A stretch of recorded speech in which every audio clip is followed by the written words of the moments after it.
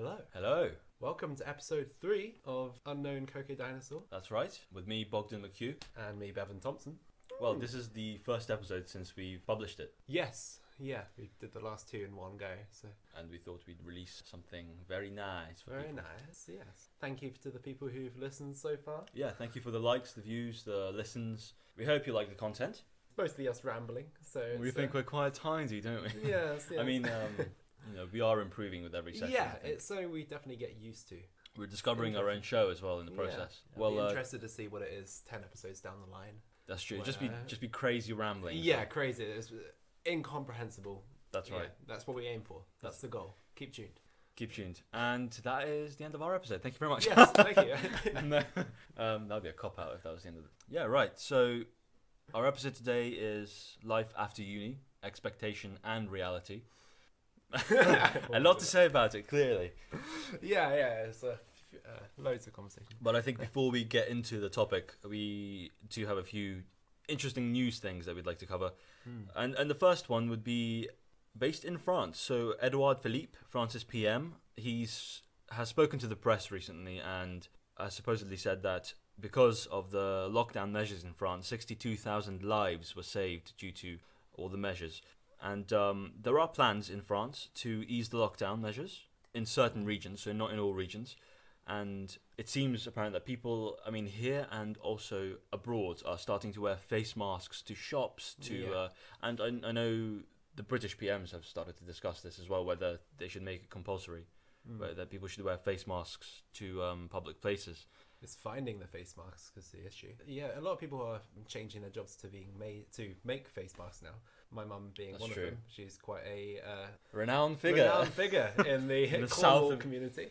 Spreading south though in the south communities. Yeah. She's making face masks for. She used to be a DT teacher, and now she's making face masks for coronavirus. So and she was in the news a little bit a while ago. So well done, Mum. If you're hats off to you. Hats off.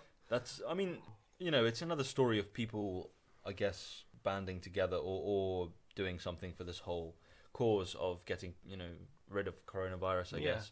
But the lockdown measures, Edouard Philippe, the French PM, has said that lockdown measures may not be eased until the daily infections rate has gone down to 3,000 or less than 3,000. So you can imagine that, 3,000 people getting infected a day or more than that is still quite a lot of people getting this virus, which is pretty crazy. Well, compared to what it is now, it's a lot less, but that's saying something. It's a lot. And I think it's interesting that that's how it probably is measured in a lot of countries, is the daily infections rate, which is why I guess the lockdown has saved a lot of lives. Yeah, despite it's still going to go on a little bit, quite a while longer. And to balance the sad news, yes. at home, in our house, we have momentous news. Oh my god, it's incredible. It's incredible. It's only gotten better today as well. Oh yes, doubly better. We have got a new board game. Not just any new board games. New board games. Exactly, doubly news. Introduced to our repertoire board games, Above and Below, which is it's a cute fantasy-based town builder and exploration game with loads of interesting stories and adventures you can go on during the game. It's really beautiful art as well. Really beautiful art, which is one of the best things about it as well. But it's not a malicious game, I wouldn't say. It's a competitive game, but not malicious, not like Risk or Monopoly. No, exactly. We tend to be less of a bad friendships going out of this one as we do with the other games. So. Yeah, that's true. And the other one we just got today is... Haven't played it yet. Yeah, well, we'll about to play break. it. In fact, right now, tune in. Just break. No, it's Pandemic, isn't it? Pandemic. I've never heard anything about that game, but it looks really nice. Famous games out there for 4 players, so it's got a load of crazy good reviews. So and obviously it's kind of suiting in with the times, isn't it? Yeah. Pandemic. We're about preventing a virus, isn't it? I think? Yeah. So we're going to be banding together as a household to prevent the virus. Thank you. You're welcome, everyone. Yeah. We might create a vaccine by the end of today. Yep, so exactly. We'll be the first ones to do that without a medical degree. So, exactly. Which is amazing. And the second bit of serious news, I guess, is that the UK system, the UK energy system, has been without the coal-fired plants for 2 weeks and continuing. So I guess the plants that are required to be powered by coal are not being powered by coal. And that's a record in the UK. Yeah, really. 18. Yeah. It's good because there is also an increased reliability on solar power and other types of cleaner power. More accessible power without... That's right, yeah. Without killing the environment. Yes. Yeah. But I mean, it's a really good thing. I mean, it's fantastic. It's proven that we can do this, you know. It's proven we can cut down on coal or things like that. That's true. I mean, on balance, it's also not very good for some communities because there are a lot of communities in the UK that have relied on coal-powered plants and coal for a long time. But obviously, as the times are changing, we do need eventually to move on stop from that, relying on it. So it's a good test and seeing if we can. I think we can succeed in that. Yeah, definitely. And I mean, it's especially when we've gone for it's probably 19 days now. 18 days was since we picked up the article, which was yesterday. So it's 19 days, I guess, which is a record. Yeah. And our next news at home, which is obviously less serious, but no less important. Yeah, no less important. Exactly. Flies out. Flies are gone.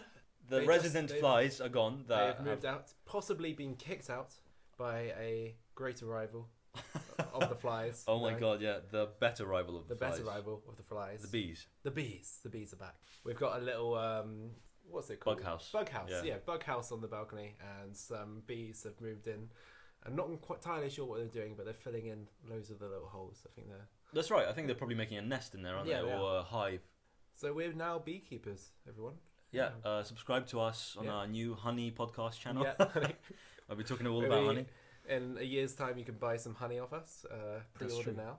That's true. We'll be direct rivals to the people down the road that also sell honey, because there's a household that I think... oh, yes, yeah. Have you walked past that? No, a household that have this like little pot that they put all their honey jars in, and then...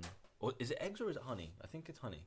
I think it is honey. Honey. And you put the money in, I guess, and you take a pot of honey and... It's very good honey. And you ferment it. But that's for another conversation. That's the news that we have for you today. I guess we'll move on to our topic, the life after uni, expectation and reality. For us, it's been interesting. Yeah, it's been a wild road of trying to balance life and the dreams and like what we want to do as careers, trying to balance that and pull that into our reality without still maintaining being able to live. That's true. One of the first things that we did was we decided to live together, really, and finding a house and starting in a new city, because now we live in Bristol, which is where we're coming to you from. It's Bristol. Yeah. So that's where we've settled.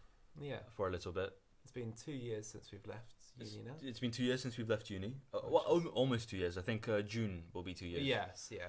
But, nevertheless, a long time. A long time.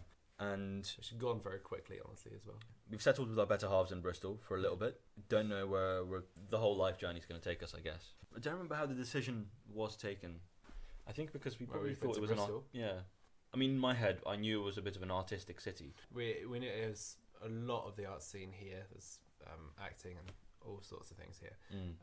Also, it's close to London. I think that's true. I think it was... we're going to be going to London. Without wanting to live in London, I guess, for some of us. Yeah, London will be way too much. So don't mind visiting it, but living could be a bit crazy.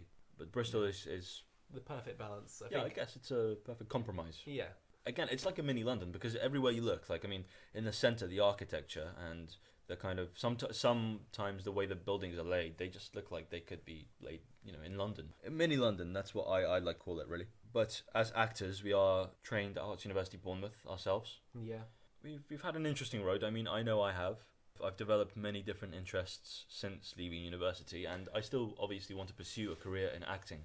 So my expectations after leaving university were...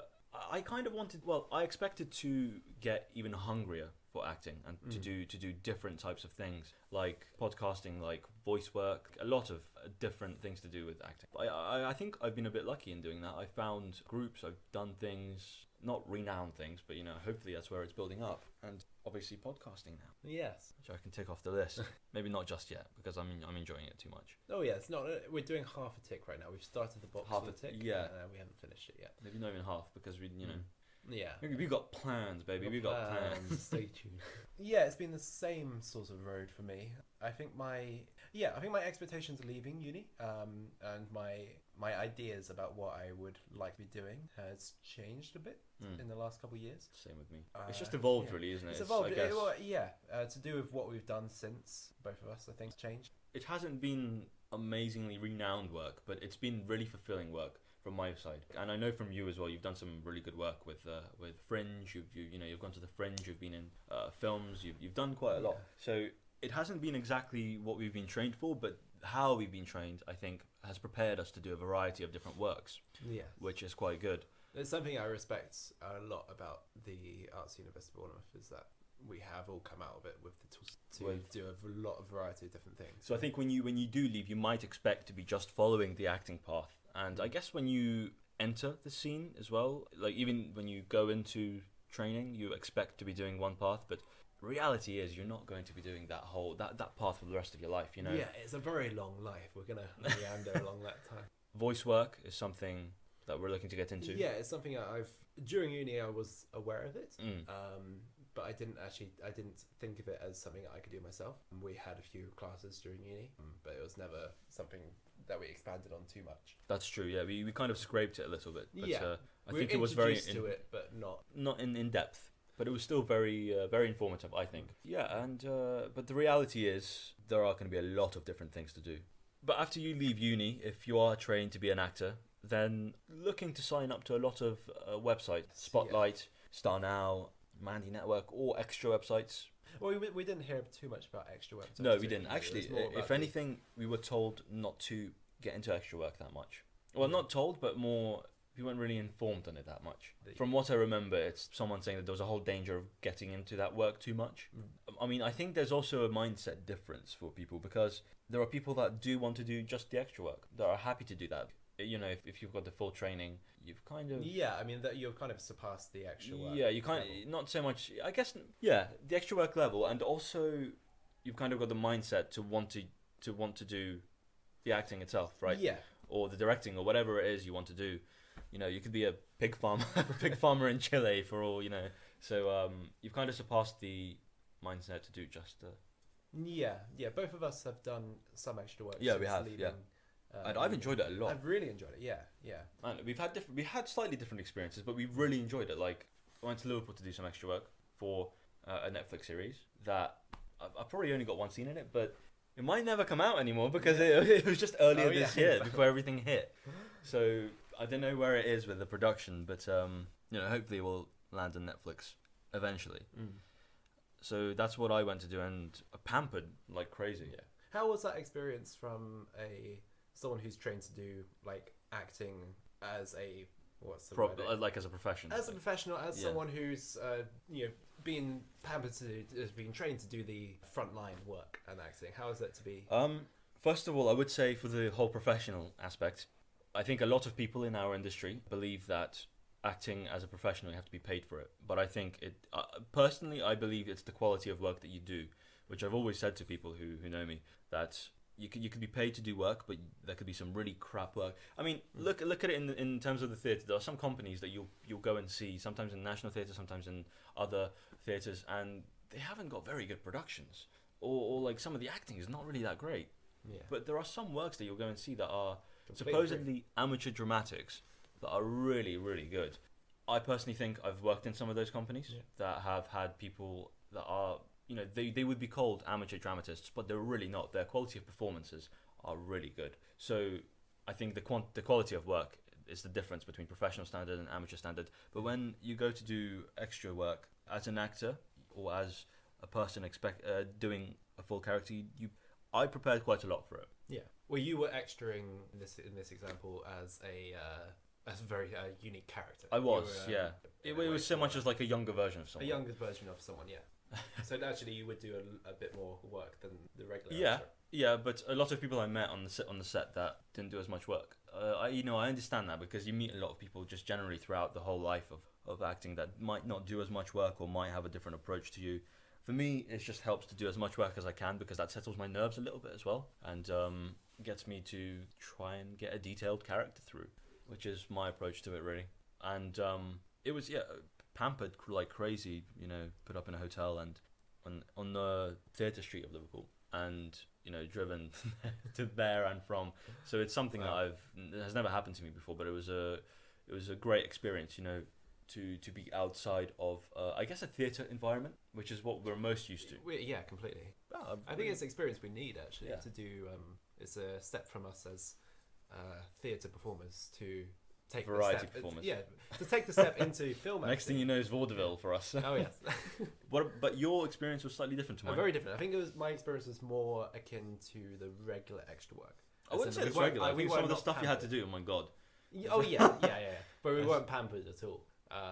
But that kind of serves the character that you were playing as well. Yeah. I was in a extra in a war film. It was like 3 or 4 days of shooting on a beach in the rain with a lot, like 100 other extras. Putting you through the steps properly. Putting through the steps properly. Yeah, it was a great experience really in seeing how a big film set works, seeing how the organisers manage that sort of quantity of cars. Yeah, because you showed me some pictures and there were people there. Oh yeah, a lot of people, a lot of vehicles. Yeah. And seeing how they is that World War II vehicles? World War II vehicles. Do you know what the film's going to be called? No, and I'm not sure if I allowed to reveal it. Okay, yeah, because that's where I was. Yeah. Tell me everything. That's right, yeah. And what did you have to do when you were doing? So I was in this example. I went there as on one day, and we got costumes. We got our haircut, etc., things like that. And that was the entire first couple of days, really, of just doing that. Yeah, it's the same with me, really. It was fitting, wasn't it? Fitting and all that sort of stuff. Yeah. Makeup tests. Yeah. As with the amount of people that we had, there was a lot of waiting around. So it was a massive warehouse being bombarded by the extreme winds at the time. So it was so loud. I'm just pouring some water. Water? Yes. if that's a weird closer sound. Closer to the mic, please. That's right. Yeah. You get this ASMR podcast. And the poor, decorum. Yes. The next 7 days we were doing the shoots on the beach, and just a huge amount of waiting on a film set, like in this scale especially, but with any film set it is. But we were in wetsuits and underneath our World War II gear, standing out there in the cold and the wet, and it was raining a lot of the time, it was windy, and we were bodies in the background really to be exploded, be shot, be paroling up the beach, and it was a hell of a lot of fun. It was a lot of fun. It sounds really good. Like sounds like the director has gone kind of Strasbourg on it, and made you suffer through all the cold. We all got trench foot. Yeah, we all got trench foot. It's very method. We were out there for a couple of months. That would have been amazing. It was very light-hearted humor actually. There was a military man leading an ex-military leading like the director of the military outfits and stuff. And he was very like what you'd imagine a regiment commander. Really? As in he would walk up, his voice was booming, and he would like swear a lot. And he probably is, isn't he? Yeah, he was. Yeah. But I guess that's very stereotypical, like nitpicking at people. It was. And that's just experiences as extras for us. Obviously you'll get similar experiences to I guess being in the main role, but I mean we talk about it from a perspective of wanting to do more than just extra work. Yeah, what I was saying a second is that I think the extra work is a good step. I think it is a very good step. I really do. The more you do of that, the more you understand the dynamics of it works, what the people's roles are, which is really important to know, like what those initials mean on everyone, you know, and to work in the environment and to kind of see it for yourself, and because it makes it more efficient for you in the future if you have to do things like that again. Yeah, exactly. To know what an AD actually does is very useful. Yeah, you know? Exactly. Like who to go to. They do quite a lot. Yeah. Yeah. My God. Yeah. So I would say do not discount extra work, because I think there's from what I remember hearing, there were a lot of like negatives that came from like the whole extra chatty, you know, do extra work, this and that. It was kind of frowned upon. It was kind of I mean, obviously, you know, to be trained actors, you don't want to do extra work all the time. No, obviously we want to do as much frontline films. That's right. But what we're saying, I guess, is that don't discount it. Don't discount a few of the extra jobs, because they are actually useful, and they pay bills. Really? Yeah. You can pay your bills while still doing something that you love. That's true. Exactly. And that's exactly it. And I mean, that's the reality of it. Saved us too in this isolation time. Yeah, it definitely did. And that's the reality of it, isn't it? You are going to have to do something that you haven't thought about doing before. And you're never going to be able to plan or have an idea about what you're actually going to do in this profession. Yeah, It's that's going true. to change all the time. That's very true. I guess another maybe a few things is that signing up with websites, right, is the expectation and reality. You are going to have to do that. Yeah. Because that's where the work is. That's where you are getting connected, and getting an agent is another important thing. I didn't get an agent, and I still don't have an agent, but I still managed to get a few things here and there. But I think it's easier, and I've known a lot of people who have agents that have jobs through them, and it is easier. Yeah. We know that, and I think getting up to date headshots Oh, completely. Yeah. is another good thing. Yeah, mine are very out of date, so I need to change it Yeah, since mine are isolation finishes. That's right, isolation for me too. That's right. Yeah. And I think one important thing is to sign up to Equity. For me, it's been very useful, and it's been very interesting as well, especially in times like this. Equity, for those of you who are signed up, are doing a fund for people who are struggling with the whole coronavirus thing, and people whose who jobs would usually have been, be relying on acting. That's work, right. That's right, whose jobs have been taken away because of the lockdown. So I would take a look at that if I were you, if you are one of those people, because I think they are doing quite a lot of work for it. And what we found out, expectation, I guess we trained and we worked a little bit in an artistic environment, and then we came out of it, where we are, I would say, is an artistic environment. Yeah. I mean, Bristol is a very artistic place. Completely. Yeah, and watching theatre and screen performances also helps. Really, yeah. Just trains your eye, I guess, really, as well, and gets you to understand the quality of work. Yeah, I know can't that watch for myself, anything- yeah. Yeah, I can't watch anything now without analysing it in an actor's perspective, which I think is a good thing. Yeah, I think it's a very good thing. I mean, it's helpful. Sometimes it's annoying that I can't completely get into yeah. a lot of works. But I mean, that's also the quality of the work, isn't it? If you can't really, then that says something about it. Yeah, I mean, it says something about it when I do get completely invested. Exactly. And also, I think it's very important if you are coming out of training, or just generally to cultivate other tastes. Like for me, I've discovered so many other tastes, and that aid your imagination and aid your. I guess a lot of people have wine, cheese, aficionados of things. Other hobbies, other random hobbies, whatever it is. It might be.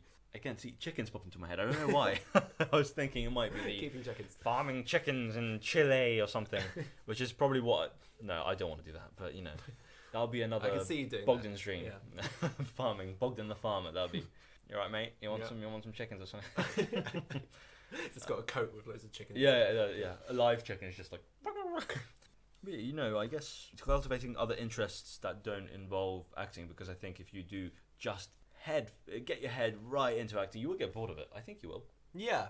Some people don't, and that's great for them. But I know for me, if it's if my head was filled with 100% just acting work, or I would definitely get bored of it. Yeah. I mean, you can delve a lot deeper down the acting rabbit hole than I can. I think you have long periods where you are reading the books, which I can dabble in. I love reading the books on occasion. I think reading books and acting, I mean, for me it's interesting because it also, from what I pick up from it, is also some directing things, because I think it's easier to direct if you have been an actor and if you've done acting work. Yeah. I think you have more of a directing mind than I do as well. I think I've come to love it, that's the thing. Yeah. It's, I've come to want to do it a bit more, because I kind of enjoyed doing it when I have done it. I've directed some smaller, shorter films in the company that I've met in Bristol since. Nothing that's been released, because it's just experimental work, and I've really enjoyed that. And I'm really looking forward to seeing. Oh, that's right. Premiere tomorrow at 10 o'clock on the Bevan Thomson channel. Yeah. And the main thing is be open to change as well, which I think we already covered. But I think there are lots of jobs out there that are with theatre companies and stuff like that. I know in Bristol there's a actor community theatre company that has had a few jobs going, and they do I remember going in and seeing that they were doing things that, they were doing tea and biscuits and for elderly people in the community. Okay. And that's something you hardly ever get to see, because especially in theatres, because theatres are so focused on getting work out, and maybe I guess more theatres now are focused on getting into the community, but to see actually normal people from normal life just coming in, and people that might be impoverished and helping them, or a theatre doing work with a lot of different cultures as well, focused on a lot of different issues, which is what this community theatre is doing. It's just really heartwarming to see. Yeah, and I think it's getting involved in that sort of thing is just as important as getting in star a lead role in a short film. Oh my god, yeah. I think it's quite fulfilling. I mean, I went in for an interview, some really lovely people I've met, and I didn't get the job, probably because I didn't have enough experience in it, but it was so hard. I didn't really care. Like, I came out of it, I was so happy. I didn't really care if I wasn't going to get the job. Meeting those people and being in that environment was so like heartwarming and so nice. It opened up another kind of level for me. And you've met those people now. Yeah, so it's made those connections, and I will be going to see things that they have done, what are doing, and hopefully they'll carry on. You know, hopefully this COVID-19 environment hasn't hit them too hard. Yeah. So I'm looking forward to seeing some of their stuff in the future. And yeah, I mean, that's been my life and our life, I guess. And yeah, it's getting another thing is what every actor probably tells you if you're looking into getting this line of work, that it's not what everyone knows, is that it's not always go acting. Not at all. But when it is, it is. I think when it hits, it's going to hit hard and fast. Or nothing. It's but there are going to be periods where I think that's the thing, right? That's the thing that was the difference between uni life for us, and because a lot of people I think get a bit lonely after uni. Yeah. But the difference is that in uni you're in 5 days a week. You're doing you're on the campus doing something. If it's like a 2-hour, 3-hour lesson, workshops, things like that. And in real life outside of uni, it's not what you might be waiting for 2-3 days before something arrives. You might be waiting for a month before something arrives, and that's when it seems lonely because it's just a different environment. Yeah. But when it does hit, it's gonna. If you're gonna hear those clicks in the mic, it's gonna hit like that. Yeah. That's what my life for a period of time after uni. I had nothing, and then I had one thing which led on to another thing, which led on another thing, and then you were doing a lot of fighting stuff as well. Yeah, I was doing a lot of fighting stuff as well going in between. So there was a period when I was going up to London for a stage combat workshop, then going all the way across the country to do a rehearsal for a show, and then coming back here, and my life was really busy for a long time, and I thought, yes, this is it. I've done it, and now, and then 3 months later, I'm back to nothing again, and that's just how it is. COVID, back to nothing. Yeah, COVID reduced has not. It's definitely because of COVID. That, that's right. Well, it partly is because you never know. We could be doing stuff right now that know that we haven't done before. So, ooh, that was spooky. Yes, that was the wind whistling outside our window. It's very windy. Yeah, it's sunny and windy. It's also very spooky. This is a podcast made in the UK, so we can't get away with not doing a weather report. Oh my god, yeah. I mean, we have to. We have to. It's a talking point for everything. Exactly. It's a filter for everything as well. Yeah. The weather today, and is that really all? I guess is that what we wanted to cover for? Pretty much. Expectation and reality. I mean, fair amount of time. Probably about reality more than expectation. I guess. Yeah. But I guess overall the expectation might be a little bit higher than the reality is, and it's hard to say. Like, it's hard to say, man. It's hard to say, man. Well, we don't need to say it. It's not a podcast. Oh, well. But yeah, that's the topic of the day. For today. Should we move on to... Let's move on to... our mainstay section, I guess. Yes. Films and books. Reviews and recommendations. Reviews and the recommendations. Recommendations. We should probably get a jingle for that. We could probably find a jingle somewhere for we could probably reviews of the episode or film of the episode, book of the episode. Mm-hmm. So should we... Maybe we could... Rock, paper, scissors for who starts. Scissors. Great addition to the podcast format. Rock, paper, scissors. Right. Both scissors. Paper to rock. What do you want to do? Do you want to start or shall I start? You can start. Okay, you can decide. So that's fine. I'll start. The film that I came with the film today. So the film that I've had a look at was The Age of Innocence. It's a Martin Scorsese film featuring Daniel Day-Lewis, Michelle Pfeiffer, Winona Ryder, and a younger Jonathan Pryce. Jonathan Pryce you've probably seen recently in The Two Popes, which I've heard is very good.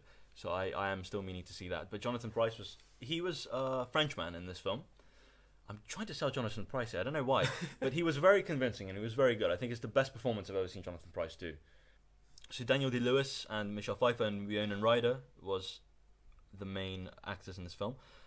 The setting is 1880s New York high society. So we have these characters: Newland Archer, May Wieland, and Countess Ellen Olenska, who are all these delicate, exquisite characters in this high society of New York. Who, and it seems like this kind of high society is taking itself from the 1800s English high society. So they're very much that, but a little bit more, a little bit freer, and it's basically a love triangle between the three characters, and they go through. It's a very stylized picture as well, because Martin Scorsese, who you do not expect to direct a period drama, is directing a period drama, and with some fantastic performances in it. I think Michelle Pfeiffer was by far the best performance, and that's me saying that ahead of Daniel Day-Lewis, because I'm a huge Daniel Day-Lewis fan.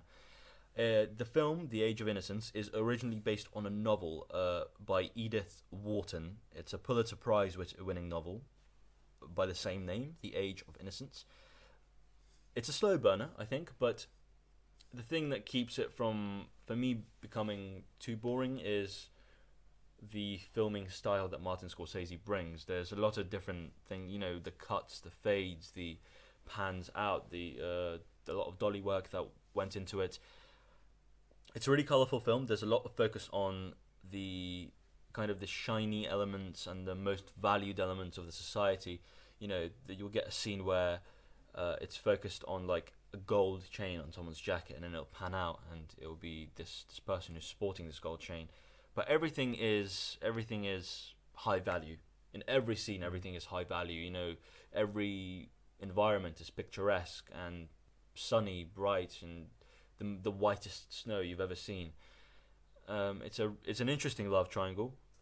So, what else can I say about this film, really? Yeah, I think it's worth a watch. I think it's a good acting film, an interesting directing film from Martin Scorsese's point of view, and he has a cameo in it as well. Really? He does. Not yet confirmed, so I don't fully know, but I think it's this guy that takes a photograph at one point. The only way you can tell is because of his eyebrows. They're so thick that it's just like... Of course. And obviously Daniel Day-Lewis is in it.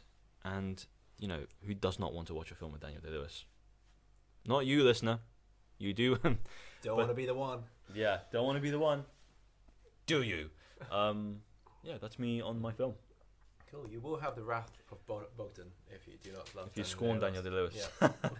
And, yeah, go on. Cool. I would add that to the list. Yeah. So my book is of a genre that I have read many books about, of immersive fantasy. And so immersive fantasy is fantasy. I'll start that again. So immersive fantasy.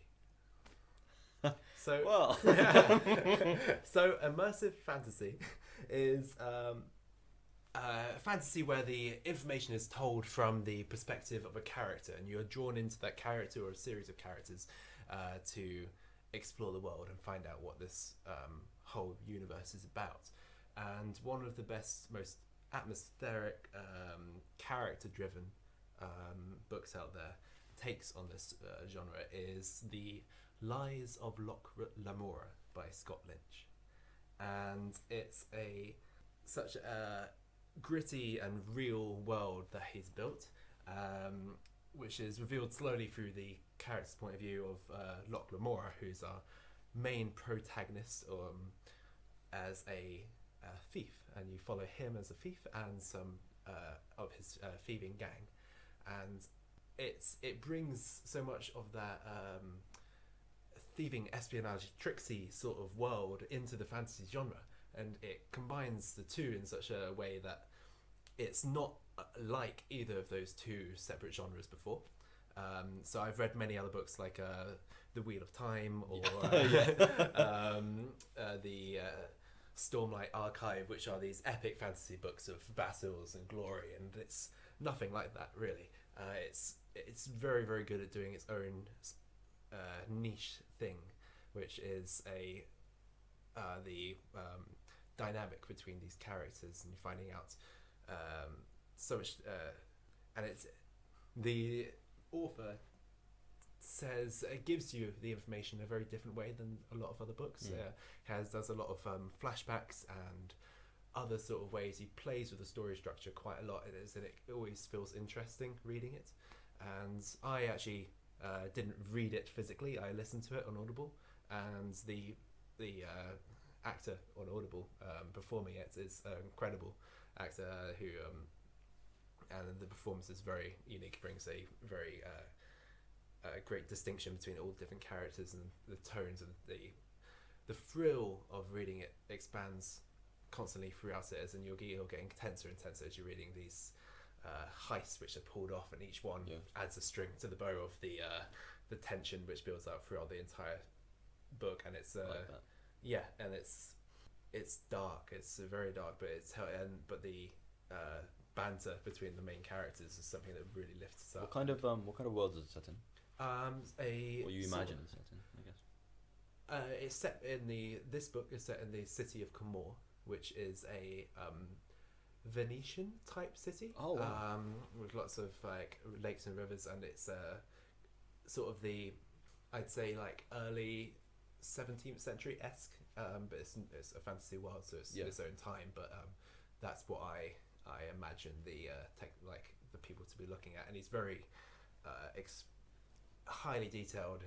The author clearly knows everything about this world. He explains it so well, and the imagery and what people are wearing, and it does it in a way that doesn't feel forced at all. There's no parts where this is exposition because the author wants to show off about his world. It feels everything to the costumes, to the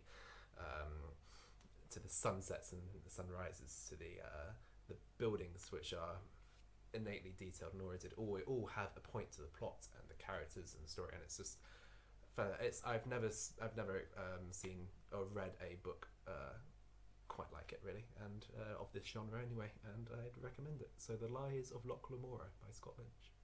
Nice. That sounds pretty good, actually. Yeah, it's amazing. It's the first book in the series. Actually. Yeah, as well. And it definitely doesn't have the same amount of publicity than a lot of other fantasy genres have. Sounds like it deserves. It does deserve it. It deserves a lot more than it has. Probably get its own series at some point. I mean, sounds like it's good enough, really. Yeah. And is that the Time series? Oh my god, yes, they are getting their own series, but that's probably for another episode. That's definitely. We'll bring a guest speaker in as well. Oh wow, we could guest speaker talk Sapphire Durban. about the Wheel of Time series. Just you and her, just talking about it for like. Yeah. That'd be a whole other podcast, really.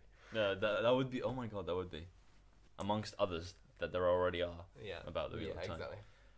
That's us, really, isn't it? For the recommendations or the reviews of the episode. Should we talk about some future things that we want to do? Yeah. We have an idea for a next episode, episode 4, which would be based around voice acting and video games. Yeah. Which we are very familiar with. And both have aspirations too in that front. Yeah, exactly. So, to do things with them. Yeah, obviously. we talk about our experience and our goals towards we that. We could do, because we've had shared similar experiences with that. But I think what we'll do next is what a lot of other podcasters I've heard call an in-between episode, or like another sort of something different. Yeah. Which would be based on, it would be a story, so it would be us acting out a story. We do an audio drama. An audio drama, yeah. An audio novel, audio story, folk tale. Yeah, that would be fun. Yeah. Which I think is in the works for us. Yeah. So we'll get to you with that. Figure out how to put that together. That's right. And how do we go out of this one? How do we go out with a bang on this one?